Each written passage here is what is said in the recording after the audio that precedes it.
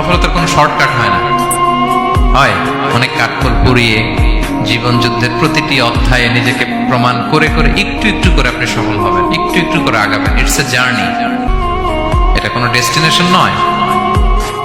এবং সফল হওয়ার পথ পরিক্রমায় কোনো লিফট নেই, সিঁড়ি বেয়ে উপরে উঠতে হয়। কি বেয়ে? কিন্তু আমরা সফল হতে চাই কিভাবে? ডাইরেক্ট 100 তলায় আমি সফল, উপরে সবার উপরে আমি, এইভাবে চাই সফলতাটা। সবার উপরে উঠে যাব, গোল্ড মেডেল গলায় পরাই দিবে, আমরা সাকসেসফুল না। সফলতার রাস্তায় কোনো লিফট থাকে না। কি দিয়ে উঠতে হয়?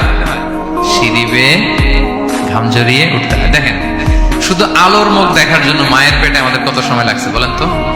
জাস্ট একটু লাইট, হ্যাঁ, 9 মাস 10 মাস সময় লাগছে শুধু একটু আলো দেখবো আমরা।